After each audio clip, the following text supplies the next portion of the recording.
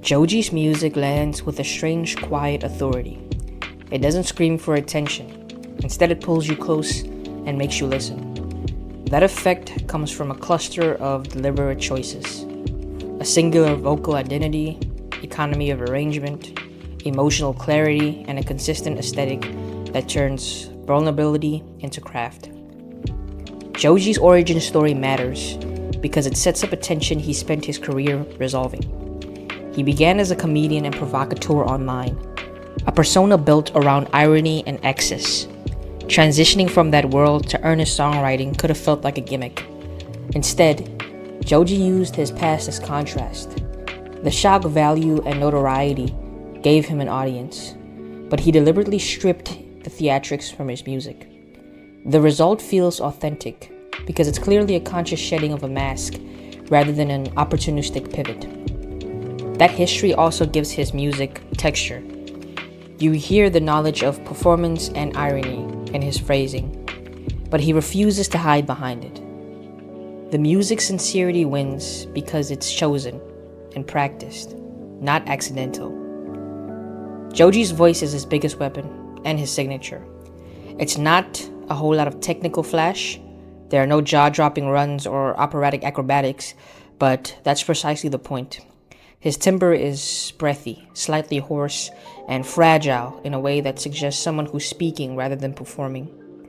That creates intimacy. The listener feels like they're in the same room during a private confession. He uses subtle imperfections as expressive tools. A crack on the final syllable, a tremor at the edge of a phrase, a drawl held a fraction too long. All of that communicates emotion more effectively than polished virtuosity might. Vocally, Jōji opts to inhabit a mood instead of showing off technique. One of the clearest production philosophies in Jōji's music is less is more. His tracks often rely on spacious arrangement rather than a muted piano, a reverb-soaked guitar, a minimalist drum pattern, ambient pads that hover in the background. The silence or near silence is as important as anything playing. It gives his music and his voice room to breathe and gives the listener space to project. The restraint also amplifies moments that do swell. A synth chord, a layered harmony, a sudden vocal doubling so that they land with emotional weight. Producers working with Jōji avoid density for its own sake. Instead, they contour the soundscape so that the arrangement follows the song's emotional arc. Jōji's melodies are deceptively simple. They often settle into narrow pitch ranges and repeat motifs that feel familiar and earwormy, not because they're over-the-top catchy, but because they mimic the patterns of memory and longing. These melodies aren't designed to impress on the first listen. They reveal themselves through repetition and context.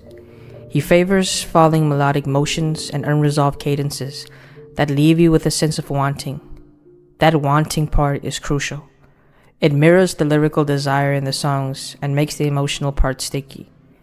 When the melody resolves, it sometimes resolves in a way that feels bittersweet rather than victorious, which fits the tonal world he hangs his songs in. Jōji's lyrics are economical. He doesn't layer dense imagery or use complex storytelling. Instead, he zeroes in on a few potent lines and repeats them until they reverberate. That repetition functions like a chant. The more you hear it, the more it becomes a felt truth rather than a clever phrase. The language mixes plain-spoken confession with rooms of metaphor. He'll pair a simple admission, I miss you, or I don't feel like myself, with an image or setting that deepens the feeling without overwhelming it. The result is lyrics that feel personal and relatable. They're not trying to dazzle you with poetic fireworks. They want to meet you where you already are. A lot of artists who trade in vulnerability risk lapsing into self-indulgence or melodrama. Jōji avoids both by keeping the emotional temperature steady and specific. He doesn't aim for catharsis so much as recognition. The songs often angle toward small human moments of failure, longing, or quiet acceptance, rather than sweeping confessions of doom. That specificity, honest, tiny failures, awkward apologies, the dull ache of routine loneliness is what makes listeners believe him.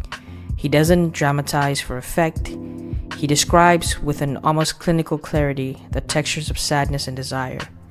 That restraint turns personal detail into universal emotion. Joji's music is part of a larger, consistent aesthetic. Muted colors, melancholy imagery, night drives, neon reflections, and intimate interiors. That aesthetic carries through his visuals and public persona, which reinforces the emotional content of the songs. When everything from the cover art to the music videos to the social media posts share the same visual and sonic language, the music gains a kind of world building that deepens immersion. Consistency matters because it invites repeated listening. Fans aren't just consuming individual tracks, they're entering a mood, a late-night mental space that Joji curates. That kind of artistic coherence rewards engagement and makes each release feel like a continuation of a story. Joji doesn't just sit neatly in one genre. He borrows from lo-fi, R&B, trap, ambient, and singer-songwriter traditions. But this genre fluidity isn't scattershot, it's purposeful. He takes elements that best express the emotional core of a song, a trap hi-hat for tension, a reverb-heavy guitar for loneliness, an R&B vocal run for warmth, and stitches them together into something that sounds like him. This cross-genre approach keeps the music fresh without feeling trendy. Instead of chasing the next hot sound, Joji needs different textures until they serve mood and meaning, which preserves both artistic identity and sonic interest. Joji occupies a space where mainstream pop's melodic sensibilities meet indie's appetite for nuance and atmosphere. He writes hooks that could fit radio, but arranges them with imperfections in space that resist pure pop gloss. That balance makes his music accessible, yet distinct. It can hit mass audiences while also satisfying listeners looking for depth. The songs are radio-friendly in their melodic logic, but intimate in their presentation. That duality expands his appeal. Casual listeners get memorable choruses. Deeper listeners find layers that reward repeated, focused listens. Joji's success taps into cultural timing. In an era where many listeners crave authenticity and emotional candidness, especially online, where performative emotions abound, Joji's quiet sincerity feels like relief. He offers vulnerability packaged as craft, which people trust more than raw oversharing. The aesthetic of late-night wistfulness also dovetails with broader movements in music, and media that favors introspection and mood over maximalism. He doesn't offer solutions, only feeling, and that's often what listeners want, not advice, but recognition. Joji's music acts as confirmation that someone else experiences the same small pains and unresolved longings. Joji's music is good because it's the product of deliberate limitation and consistent taste. His voice turns flaws into intimacy. His production uses space as an instrument. His melodies mimic memory, and his lyrics choose specificity over theatrics. He blends genres in service of mood rather than novelty, and he sustains a coherent aesthetic that makes every song feel like part of a fragile, ongoing conversation.